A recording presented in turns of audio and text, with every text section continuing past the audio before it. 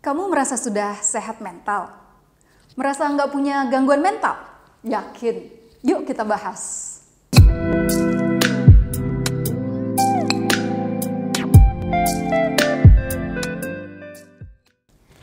Isu kesehatan mental semakin banyak menjadi sorotan belakangan ini. Situasi krisis yang menjadi dampak pandemi selama 2 tahun belakangan ini membuat banyak orang tidak hanya mengalami gangguan kesehatan, masalah ekonomi dan perubahan hidup yang drastis, tapi juga banyak yang mengalami tekanan mental. Dan untuk sebagian orang hingga mengakibatkan gangguan mental. Tapi apa sih sebenarnya maksud dari istilah-istilah itu? Ada kesehatan mental, tekanan mental, dan gangguan mental. Mungkin biasa kita dengar, tapi bisa jadi pemahaman kita berbeda. Yuk kita bahas di sini dan simak video ini sampai habis ya. Kita mulai dengan tekanan mental. Zaman sekarang ada nggak sih orang yang hidupnya betul-betul bebas dari tekanan atau yang sering kita sebut stres? Stres karena masalah di pekerjaan, stres karena masalah dalam relationship atau hubungan dengan orang lain, stres karena masalah ekonomi, masalah kesehatan, stres karena berbagai beban tanggung jawab yang bertumpuk-tumpuk, dan sebagainya. Kayaknya banyak banget ya sumber-sumber stres dalam hidup kita saat ini. Secara umum, stres itu ada yang membebani fisik, yang kita sebut dengan physical distress. Misalnya pekerja yang kerjaannya atau pola aktivitasnya memang berat secara fisik. Di Jakarta misalnya, ada pekerja yang harus berangkat kerja itu pagi-pagi buta, naik kendaraan umum yang penuh sesak, berdiri pula sampai di tempat kerja itu sudah capek. Belum lagi pekerjaannya juga menuntut tenaga fisik. Ada yang menuntut mobilitas yang tinggi, harus banyak berdiri dan bergerak, mengangkat beban, dan seterusnya. Ada juga stres yang sifatnya membebani pikiran kita, yang kita sebut dengan mental distress. Misalnya, kita harus mengejar deadline skripsi dalam waktu kurang dari 1 bulan. Atau di pekerjaan kita dituntut untuk memberikan solusi masalah yang sulit dalam waktu singkat.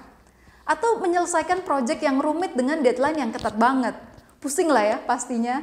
Nah itu dia tekanan secara mental atau mental distress. Ada lagi stres yang membebani emosi kita. Yang bisa kita sebut dengan emotional distress. Misalnya saat kita ditinggalkan orang yang kita cintai, putus sama pasangan, atau mengalami perceraian. Secara fisik kelihatannya bisa jadi biasa-biasa saja, tapi tekanan emosionalnya itu yang terasa berat sekali. Seringkali stres mental, emosional, dan fisik memang saling berhubungan. Saat kita lagi dikejar deadline kerjaan yang susah misalnya, tidak hanya secara mental kita mengalami tekanan kan, secara emosional kita juga bisa mengalami stres. Jadi mengalami gangguan kecemasan, merasa takut gagal, dan sebagainya. Kita juga jadi terpaksa harus banyak bergadang, kurang istirahat, nggak punya waktu untuk melakukan hal-hal lain, sehingga secara fisik juga mengalami stres. Tingkatan dari stres atau tekanan yang kita alami ini bisa ringan sampai berat sekali. Berat ringannya tekanan ini atau stres ini ada yang sifatnya objektif. Misalnya, buat orang yang mengalami kejadian traumatik seperti korban bencana alam yang kehilangan seluruh harta benda, atau mengalami kematian orang yang paling disayang secara tiba-tiba, atau menjadi korban kekerasan seksual, nauzubillah min dzalik ya. Bisa dipahami kalau hal-hal tersebut menimbulkan stres yang sangat berat. Tapi di sisi lain bisa juga tingkat stres ini bersifat subjektif. Jadi tiap orang bisa mengalami tingkat stres yang berbeda-beda walaupun sumber stresnya sama. Misalnya ada 2 karyawan yang sama-sama di PHK. Dua-duanya mengalami stres, tapi bisa jadi tingkat stresnya berbeda. Yang satu menilai stresnya ya lumayan berat lah, tapi dia masih bisa tuh menerima keadaan dan membuat rencana-rencana ke depannya mau apa, terus bikin CV, cari-cari lowongan kerja. Dengan kata lain, sebagai manusia dia masih bisa berfungsi secara normal. Sementara itu, rekannya mengalami stres yang luar biasa.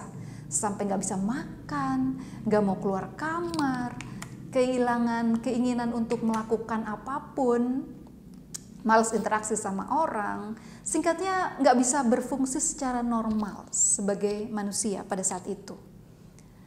Nah, bila tekanan mental yang dialami seseorang tidak bisa diatasi atau dikelola secara sehat, bisa timbul apa yang disebut gangguan mental, ya, atau mental disorders.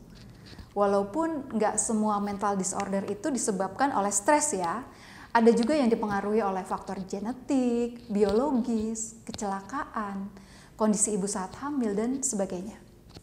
Bagaimana kita bisa mengetahui apakah kita mengalami gangguan mental?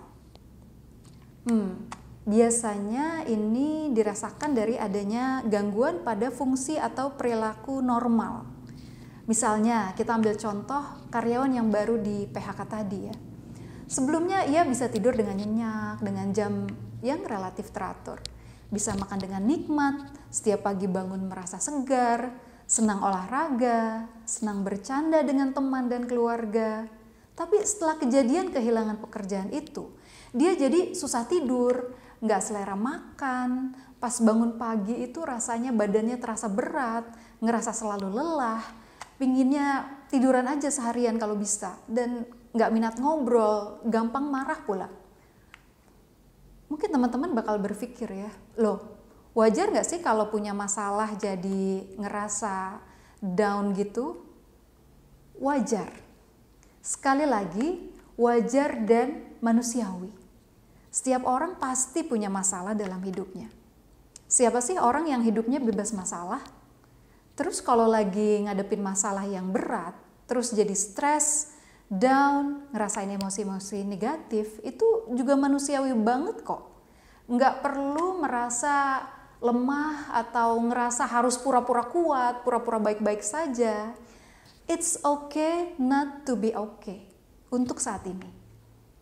Sama aja seperti secara fisik, kan kita kadang-kadang ngerasa lelah, kadang-kadang ngalamin pusing, sakit kepala, kena flu. Ya memang bisa dialami siapa aja kan. Pertanyaannya, bagaimana cara kita mengatasinya? Nah, yang namanya kondisi mental kita itu juga bukan sesuatu yang hitam putih ya. Misalnya aku oke atau nggak oke nih. Nah, nggak sesimpel itu gitu. Nggak yang hitam putih ya. Gambarannya lebih tepat seperti sebuah kontinum yang berubah-ubah. Atau seperti sebuah skala ya. Bisa jadi hari ini kita ngerasa baik-baik saja, everything's fine. Tapi besok bisa jadi kita ngerasa ada sesuatu yang bikin kita ngerasa down. Besoknya atau beberapa hari kemudian bisa udah ngerasa baik lagi, kemudian besoknya agak nggak enak lagi gitu ya. Nah, naik turunnya kondisi psikologis kita itu wajar kok.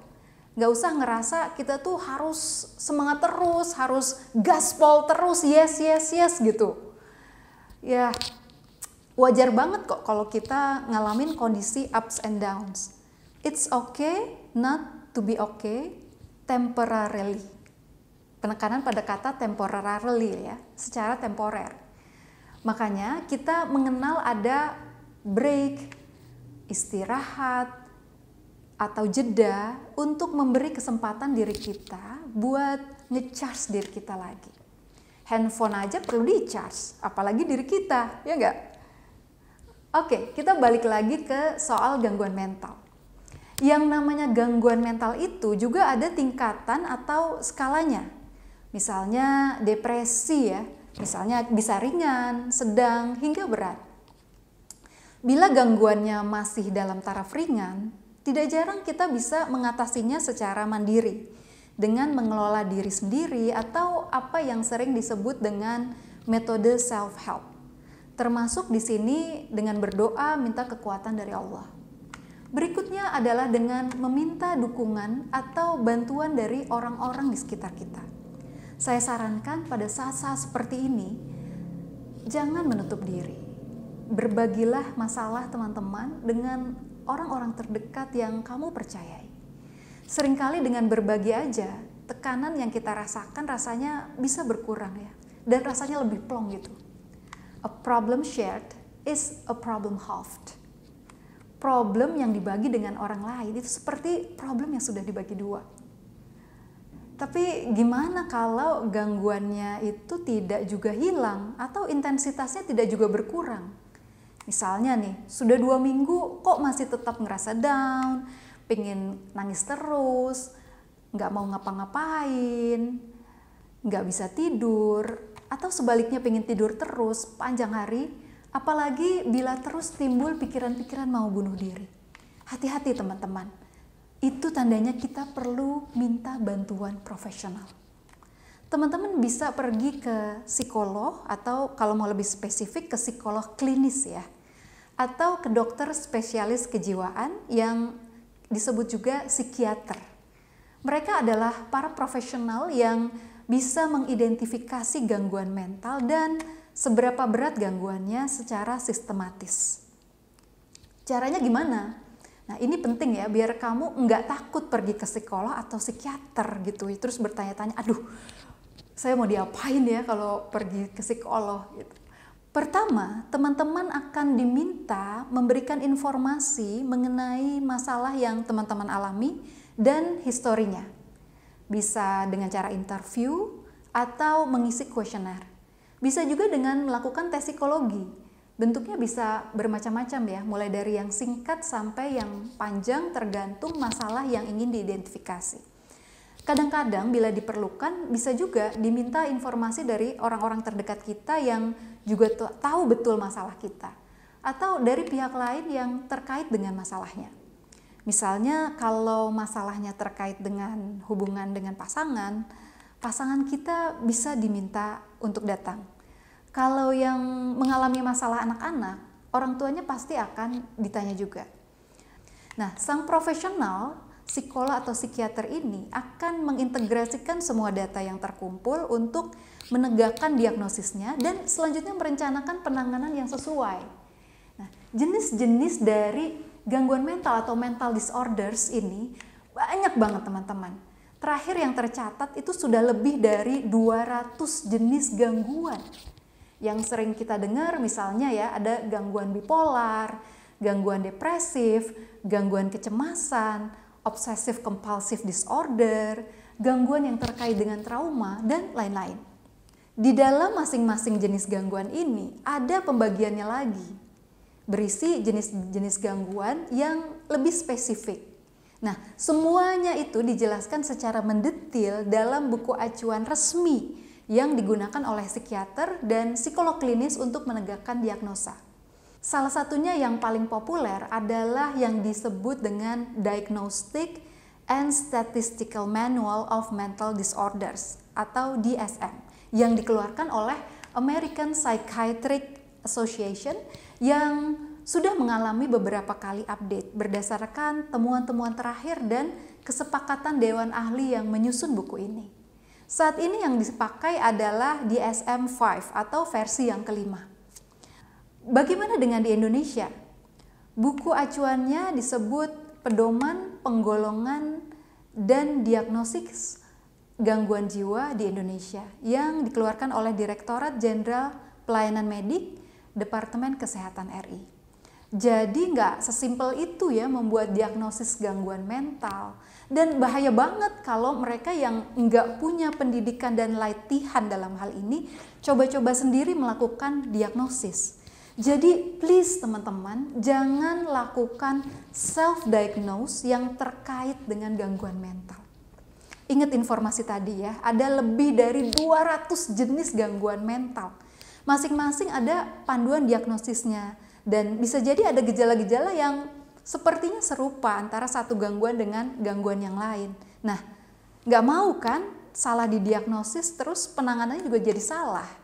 Nah, yang bisa melakukan diagnosis ini secara tepat adalah profesional yang terdidik dan terlatih dengan baik, yaitu tadi psikiater atau psikolog klinis dalam hal ini.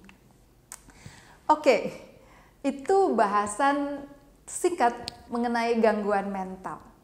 Terima kasih buat teman-teman yang masih sabar menyimak video ini sampai ke poin ini. Sekarang kita kembali ke topik awal tentang apa itu sehat mental. Pertanyaannya, kalau kita sudah terbebas dari gangguan mental, apakah itu pasti berarti kita sudah sehat mental? Jawabannya, sayangnya belum. Organisasi Kesehatan Dunia atau WHO punya prinsip yang bagus banget untuk kita ingat tentang kesehatan mental. Mental health is more than the absence of mental disorders. Yang namanya sehat mental itu lebih dari sekedar tidak mengalami gangguan mental. Jadi bebas dari gangguan mental belum tentu berarti kita tuh sehat mental. Menurut WHO, selain enggak mengalami gangguan mental, ada tanda-tanda lainnya yang menunjukkan bahwa seseorang itu sehat mental, yaitu bisa mengatasi tekanan hidup sehari-hari yang normal. Kemudian bisa mengaktualisasikan potensi dan kemampuan dirinya, bisa bekerja secara produktif, dan bisa berkontribusi bagi masyarakat. Perumpamaannya ya, buat teman-teman yang punya kebun nih. Gangguan mental adalah hama dan gulma atau tanaman liar yang mengganggu kebun kita. Kalau kita basmi hamanya dan kita bersihkan tanaman liarnya, apa itu otomatis berarti kebun kita akan tumbuh subur? Belum tentu kan? Untuk itu kita perlu menanam bibit tanaman-tanaman yang baik, kemudian merawatnya dengan baik dan terus-menerus. Disiram, dipupuk, kalau tanaman liarnya tumbuh lagi ya, atau hamanya datang lagi ya perlu dihilangkan lagi, terus begitu. Tapi supaya tanaman di kebun kita bisa tumbuh subur, pastinya hama dan tanaman liarnya perlu dihilangkan dulu. Begitu kira-kira gambarannya ya. So, teman-teman, mudah-mudahan sejauh ini jadi lebih jelas ya apa sebenarnya yang dimaksud dengan sehat mental itu. Sebagai summary, saya ingin mengulangi sedikit saja bahwa untuk bisa mencapai kondisi sehat mental, pertama-tama kita perlu belajar dan berusaha untuk bisa mengatasi tekanan hidup yang kita hadapi agar tidak sampai mengalami gangguan mental atau mental disorder tadi ya. Caranya bisa dengan mengelola diri sendiri ya, menggunakan metode self-help dan minta support dari orang-orang sekitar. Bila tidak bisa diatasi sendiri, jangan ragu dan jangan menunda-nunda untuk mencari bantuan dari profesional yang kompetensinya bisa dipertanggungjawabkan. Setelah bebas dari gangguan mental, usaha menjaga kesehatan mental kita perlu terus berlanjut dengan terus berusaha mengaktualisasikan potensi dan kemampuan yang kita miliki, terus hidup produktif dan berkontribusi bagi masyarakat. Itu baru sehat mental. Dan ini adalah perjalanan seumur hidup, teman-teman. Karena dari waktu ke waktu Allah mengisyaratkan bahwa dalam hidup ini kita akan menghadapi masalah dan tekanan atau stres tadi ya, yang bisa membuat kita down, frustrasi, bahkan bisa terbenam dalam jurang gangguan mental seperti depresi. Jangan putus asa teman-teman. Gunakan semua kekuatan yang kita punya, semua doa yang bisa kita panjatkan, dan semua bantuan yang kita bisa dapatkan untuk terus bangkit lagi dan bangkit lagi. Karena sehat mental adalah hak asasi setiap manusia. Ikuti video-video Hantari Academy selanjutnya dan silakan share video ini kepada orang-orang yang kamu kenal supaya kita semua bisa menjadi pribadi yang lebih sehat dan terus berkembang untuk hidup lebih bahagia, lebih berkualitas, dan lebih bermakna. Saya Hesti Nur Lestari, tuan rumah Hantari Academy. Have a good life.